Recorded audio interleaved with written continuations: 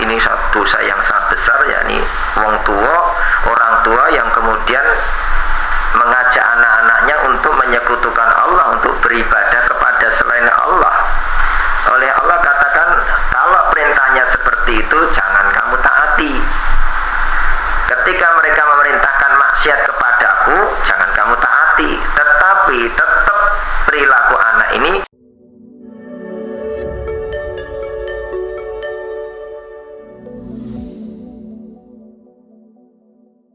Bismillahirrahmanirrahim. Assalamualaikum warahmatullahi wabarakatuh. Walhamdulillah, wassalatu wassalamu ala rasulillah wa ala alihi wa ashabihi wa mawalah wa ba'd.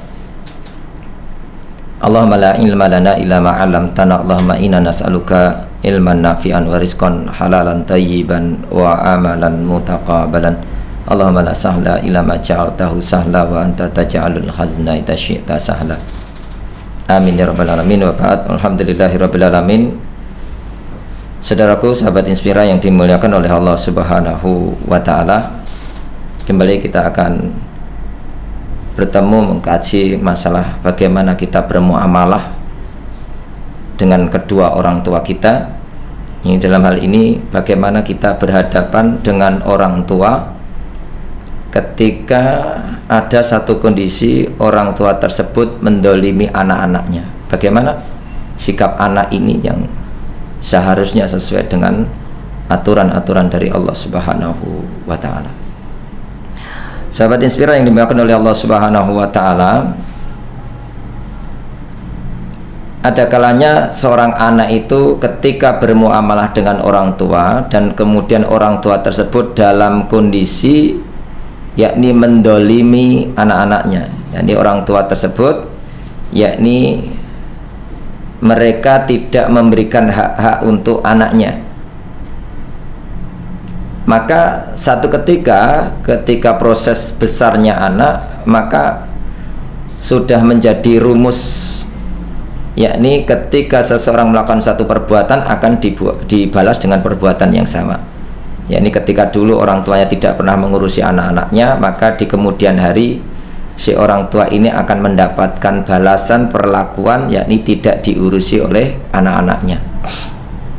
Yang seperti itulah maka ancaman bagi orang tua yang ketika diberikan kewajiban oleh Allah Subhanahu wa taala untuk mengurusi anak, menafkahi anak, mendidik anak dan sebagainya, kok kemudian dia lalaikan tugas itu karena apa? Kesenangan pribadinya dan sebagainya, ataupun kesenangan terhadap pekerjaannya, sehingga dia melalaikan terhadap tugasnya mentarbiyah anak-anaknya.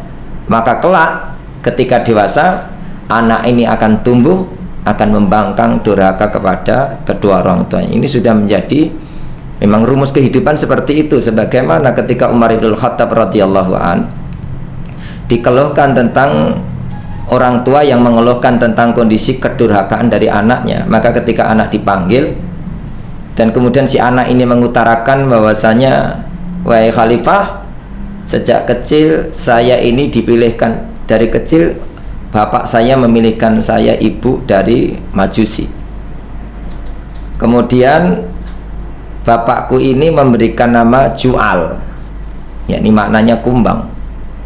Kemudian tidak pernah satu ayat pun yang kemudian disampaikan bapakku ini kepadaku, artinya tidak dididik secara benar.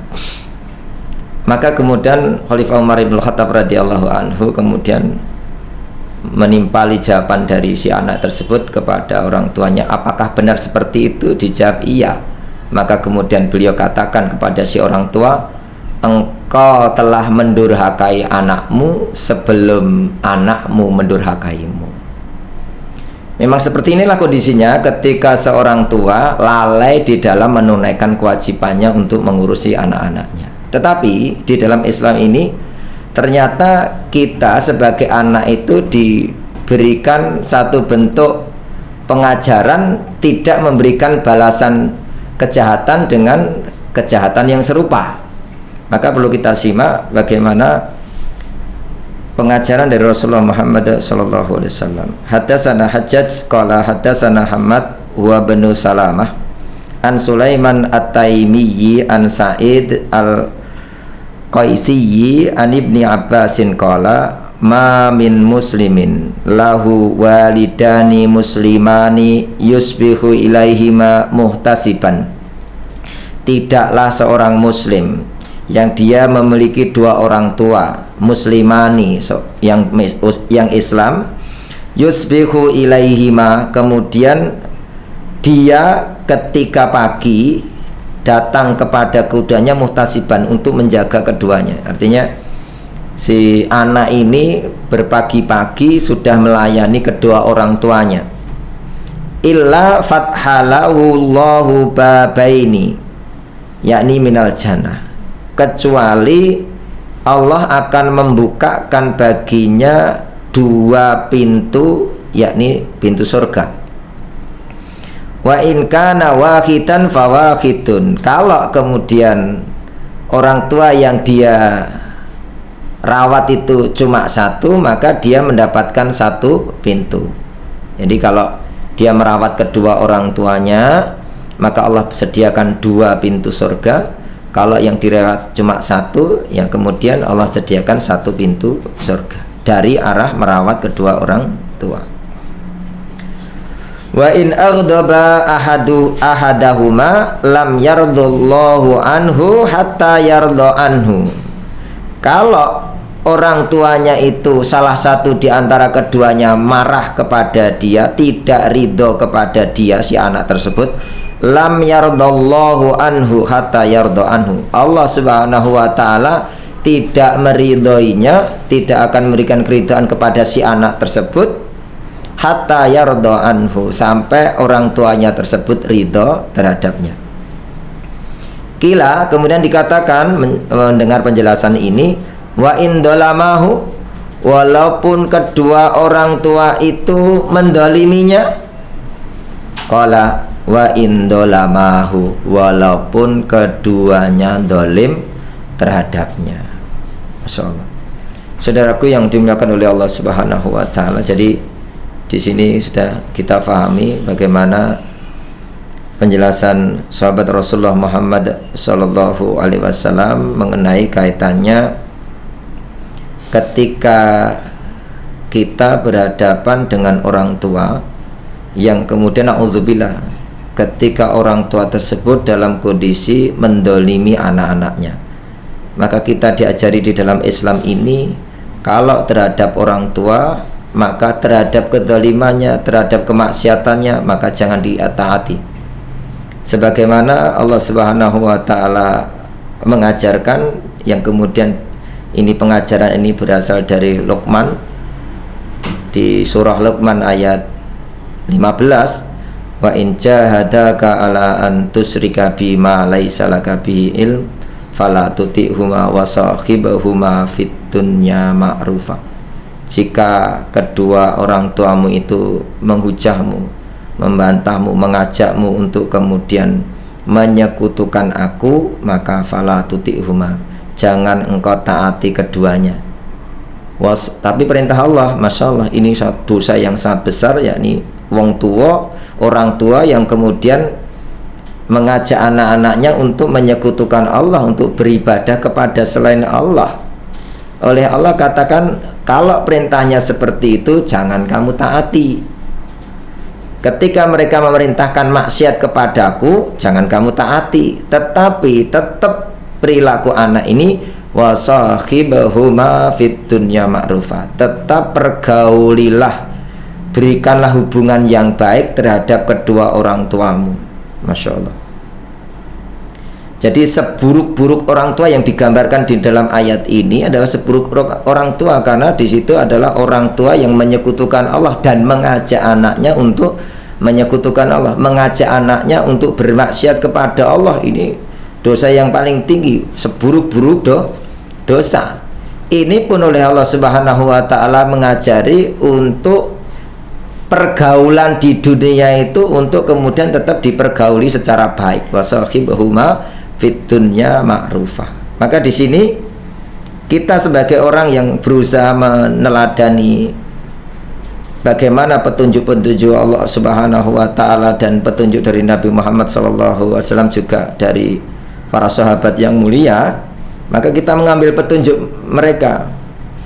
Kalau orang-orang yang tidak paham tentu akan membalas kedoliman orang tua, yakni dengan dibalas si anak akan dolim kepada orang tua. Ini memang sudah jadi rumus.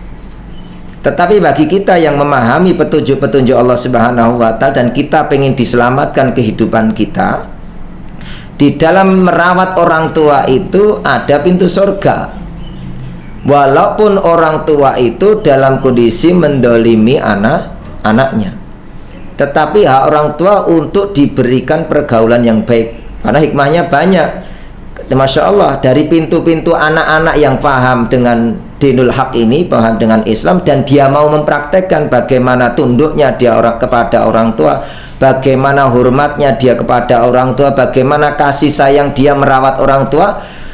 Orang tua yang dolim pun akan luluh hatinya. Ini anak dulu saja saya tidak pernah memperhatikannya, hari ini mereka datang merawatku. Masya Allah, orang tua yang keras membatu hatinya bisa luluh karena sebab apa?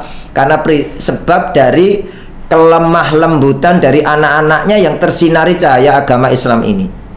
Maka itu saudaraku yang dimuliakan oleh Allah Subhanahu wa Ta'ala, kita sebagai seorang muslim yang memahami petunjuk Allah Subhanahu wa Ta'ala dalam mempraktekkan ini, bukan membalas kedoliman orang tua dengan kedoliman yang serupa, tetapi membalas kedoliman orang tua terhadap anak kita balas dengan cara apa? Kelemah lembutan kita, yakni kebaikan kita di dalam merawat mereka, sehingga kita berharap dengan rawatan yang baik, muamalah yang baik kepada orang tua, walaupun orang tua ini dalam kondisi dolim, kita berharap kepada Allah Subhanahu wa Ta'ala agar orang tua ini menjadi luluh, sehingga kemudian mati mereka dalam kondisi kita bisa ajak di dalam kebaikan-kebaikan. Bahkan kemudian kalau ia bukan Islam, kita bisa ajak mereka di dalam Islam. Mereka musyrik, bisa kita ajak untuk meninggalkan kemusyrikannya, sehingga kita bisa membekali mereka ketika menghadap kepada Allah Subhanahu wa Ta'ala memiliki dinul khalis. Masya Allah, ini hadiah yang luar biasa yang dihadiahkan anak-anak kepada orang tuanya,